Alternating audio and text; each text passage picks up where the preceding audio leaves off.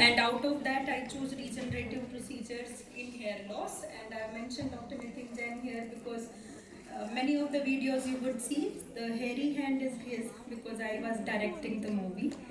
So thank you, Dr. Nitin. So we all know very commonly done procedures, plating about these at all in this slide. Now coming to growth factor rich therapies, there are various versions of it and it is a detailed classification that we have.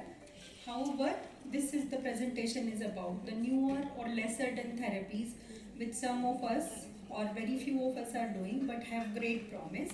So I would be starting with autologous micrograft or follicular suspension, and then I move on to stromal vascular fraction, nanofat, and PDO threads, botulinum toxin if time permits.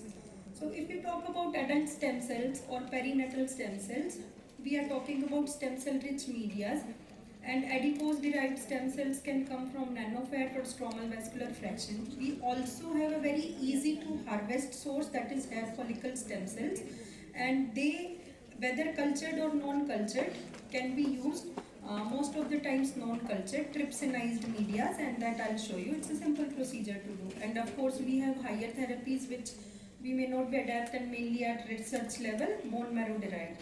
So what we are doing is we are trying to take stem cells from somewhere and we want to, or we are trying to give stem cell growth factors and we are trying to convert a telogen phase to anagen phase. Now look at the upper half wherein we are taking it from adult, either from adipose or hair follicles or bone marrow. The upper two are very easy to do by dermatologists or dermatosurgeons.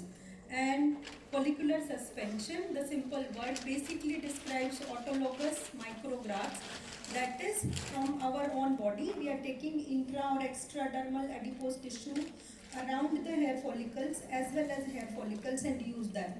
Now in challenging cases, what we do is we take a small area from where we trim the hairs and then we take hair follicle grafts. This video also for a beginner is also a reminder that if you want to start hair transplant also, it's not necessary that you have to start with the entire setup. You can start with a small manual punch. In this particular procedure, we use 1.5 mm punches, manual punch. Take 25 to 30 such punches. There is somewhat similar Regenera Activa wherein you take 2.5 mm, 5 to 6 punches. Once we have taken them, basically the repetition of same video. So you decide the axis. It's like taking a punch biopsy. And then once we have enough, look at these grafts. These are very chubby, having more adipose tissue or having more pilosebaceous area units around them. And then we put them, multiple follicle units graft are these. We can also take these grafts out of the transected grafts while we are doing hair transplant. So suppose if we don't have, we don't want to do a separate procedure and at the early stages we are going to do, you can say an experimental procedure, you can do it in your hair transplant patients. Beyond this, what we need is dry trypsin powder and wash media without any conflicts of interest. This is a kit which is known as Polytrans and it's easily available. It's a 4,000 rupees kit.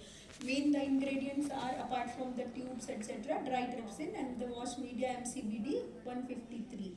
So what we do is in dry trypsin powder, we take the wash media, mix it in. So one vial is used at this stage and entire dry trypsin powder is converted into a liquid.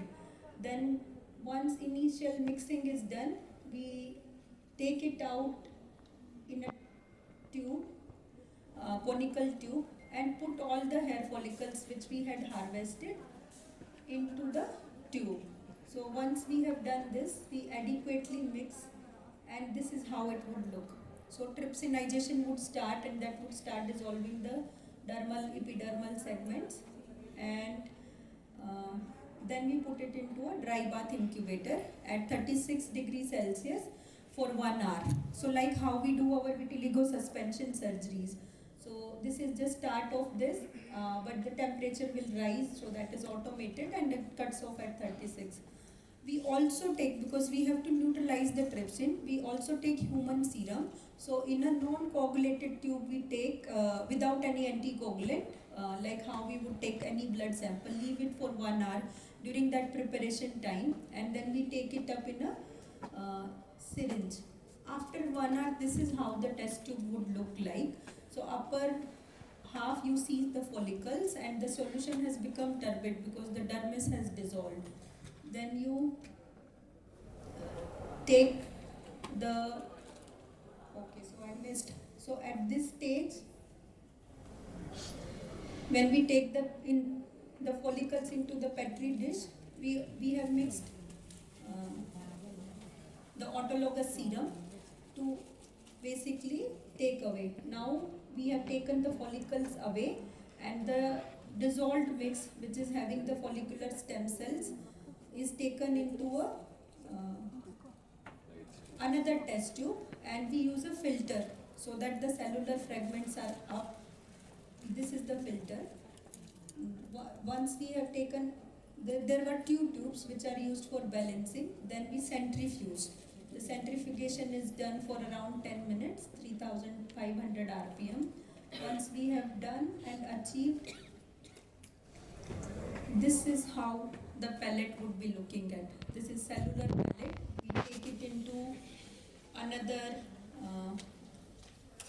we remove the supernatant, and lower half is what we would be basically dissolving, mixing together, and this entire cellular pellet is then used like how we use PRPs. So it is effectively taking follicular cells along with the surrounding media. So basically a chemical follicular suspension. So once we have separated out, this much part of follicular suspension would be mixed properly, suspended, so that it becomes easily injectable. This is normal saline.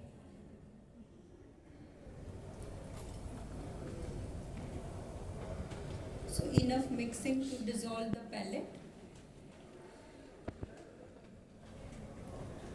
And this is the other tube. In that, the cellular pellet is much lesser, smaller, because that was the more of supernatant which we took.